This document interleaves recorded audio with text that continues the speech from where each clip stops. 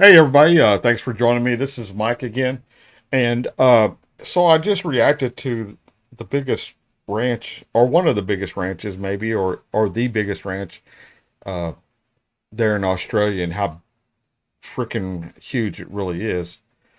Um, so Dutch requested that, and Dutch also requested that I react to the remote life of an outback Australian cop. So that's near and dear to my heart. So let me bring it up. There we go. That should work right there. Okay, man. Without further delay, let's get into it. And by the way, thanks for showing up, guys.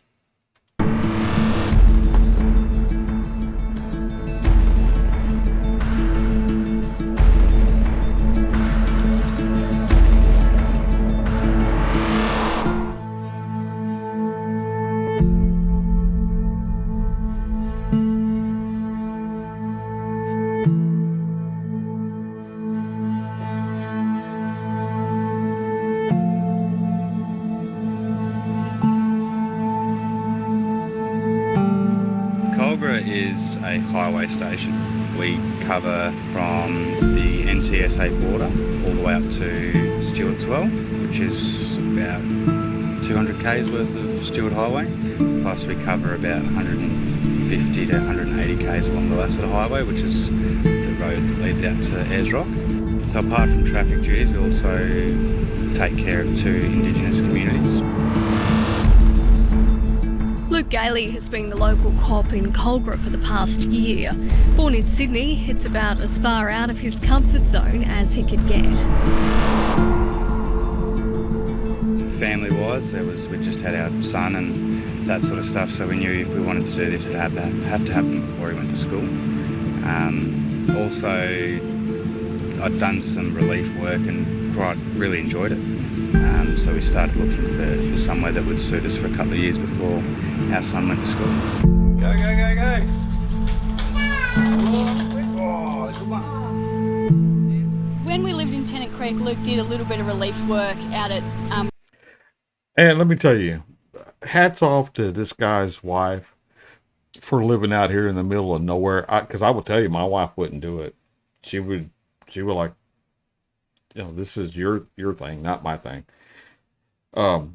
So this guy volunteering for this is pretty awesome, but let's not forget the sacrifices that his wife and his child have to make as well. Man, that's a lot of territory that guy has to cover. Remote stations for a couple of weeks or a couple of months. I'm gonna rest. You. And that was really nice, see a few different places. We moved back to Darwin and again Luke did a few different remote stints at places across the top end, and we thought, well, if you're going to do all this remote relief and you're away all this time, why don't we just go remote together and see what it's like to live proper remote. Luke joined the Northern Territory Police Force after a stint in the military and tour of Afghanistan. Today we're off to Fink, Apachula, to do a general community patrol and just do some general follow-ups of things that have occurred over the last week or so. He's found the most rewarding aspect of the job is by far the day-to-day interaction, where you become more than an officer, but a part-time counsellor, teacher, and even footy coach. Yeah, I enjoy it. We have a good relationship with the Fink community, and they generally enjoy our company.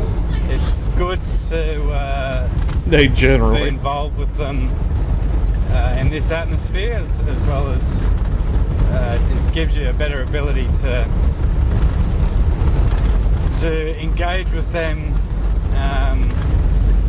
on a more one-on-one level, not so much just being there to lock them up, but being able to get to kick the footy with the kids every now and again, and just talk to them as a friend sometimes, and help them out with things as well as doing what we have to do. So.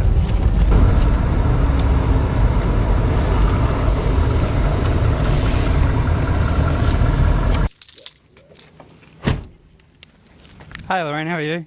Hello, love. How's night patrol going, alright? That's all right. Keeping busy. Yeah? Yeah. How are the kids going? All good. Yeah? Not many kids at night. Sorted that problem out from the other day? Yep. Yeah, oh cool. While most of the time things are pretty calm and sleepy around here, there's a few days of the year that all changes. Population explodes from anywhere from 3,000 to 4,000 people between spectators, competitors. The Fink community also runs their sports carnival that weekend. See a lot of Indigenous people from other communities travelling to the sports carnival. It's quite amazing to see the transformation over about a 4 or 5 day period. It's incredible. There's also tourist season, and the main highway connecting the territory to the rest of the country and the famous iconic Uluru. Afternoon. How are you? All right? Yeah, good, thank you. So just an RBT today. Anything alcoholic to drink at all? No. No? No worries. What I need from you is a sample of your breath by providing one long steady blow through the tube, and I'll let you know when to stop, okay? When you're ready? Stop. Have you got your licence on you today? Yeah. It gets very busy, so I guess the best way to explain that would be, so we do RBTs all year round, and off-peak season we can set an RBT for hours and get 50 people, as opposed to during the tourist season we can do an RBT for an hour and we'll have 200-300 people tested. So it's I don't have the exact numbers, but yeah, it's quite large. Lots of traffic. Yeah, man, so even here in Texas, we have vast areas that you're the only, in our case, you're the only deputy for a long way. I mean, your backup is, not like this guy here, or even in Alaska where your backup is days away, probably. Here, your backup could be, 15, 20 minutes, maybe more. So you're on your own as a police officer here. It's sometimes it's dangerous. You just got to, you got to man up sometimes, not show weakness, but show compassion, for whoever you're dealing with out there. Don't disrespect somebody because you're wearing a badge and they're maybe they're homeless or they're just, a frequent flyer, we call them, just in and out of jail all the time, So that's probably what these guys do here. They probably use a lot of compassion and respect. And when they're talking to people who potentially have done something offensive that, requires police intervention, don't get yourself into a position that you don't have to, I guess. So that's probably how they weed these guys out, is they pick the ones that have the best disposition towards other people. And these guys are pretty brave. I gotta, you just gotta realize these guys are brave. They know that they're on their own. So, yeah, man, hats off to this guy. Long driving distances and inexperienced drivers can make this job merciless. They've seen their share of trauma. Within remote work, you're expected to do a lot more. So as police, obviously we're first responders across the board, and we'll respond to similar jobs, whether it's Palmerston, Darwin, Alice, or out here. The difference lies in the support you then get post that. Sometimes for crashes, for example, there can be a delay in support,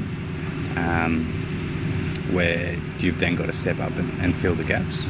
It's also a huge pastoral region, sprawling cattle stations, the main industry down this way. Yeah, I think there's 24 cattle stations. We deal with them in a varying degree. Some we hardly hear from, and others we'll hear from quite a bit. So, what can some of the issues be? There's generally not issues coming from them. Their general contact will be MVR related and those sorts of things, firearms and licensing for their staff and that sort of stuff. Some of the issues that have arisen in the past is disputes over cattle and things like that get sorted generally in-house. It's a life foreign to many, but Louise has used her unique situation to tell the rest of the world about remote policing through a Facebook page. Well, I thought it would be an interesting way to share with other people what it's like to live remote and share also what it's like to be a police wife as well. And I thought it'd be interesting when you have those odd stories or funny days to get it out there and let people know that things can happen and change so quickly, and just sort of shed a light on what it's like to be a remote family.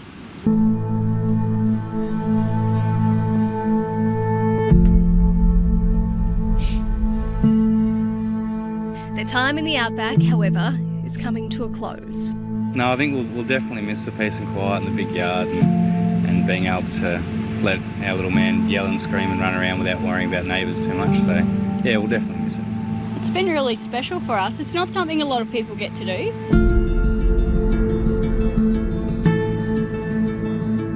And it's not something a lot of people can say they've even had the opportunity to consider. So for us it's been really interesting, and for Emmett growing up out and seeing this place, he can always have some pretty unique stories to tell people. And we've had the opportunity to spend a lot of time together and see lots of different things around the area as well, that insiders knowledge of really cool little spots to go that if you were just passing through you'd never get the opportunity to see. So we've been really lucky, I think, coming out here. Been pretty lucky coming out here, she says.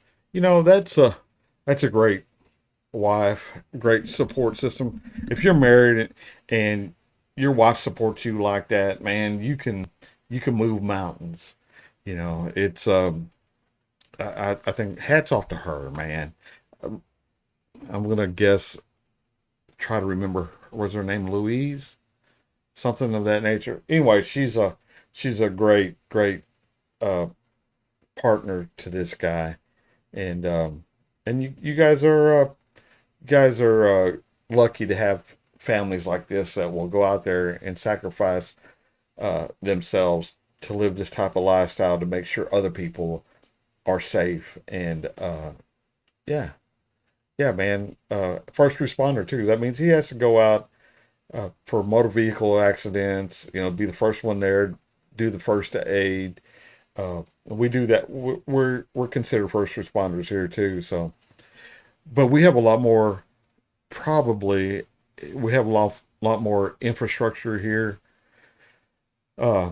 You know, I know the ambulance is mere minutes is all away. All we got to do is just keep that person alive. You know, that's our main goal, is keep them alive.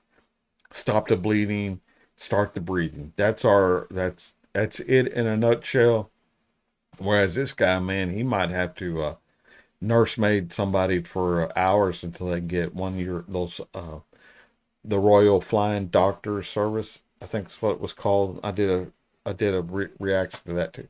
So yeah, man, Dutch, thanks for pointing this out and requesting it. It sure was nice. I'm gonna try to go down here to the do the outro. I'm still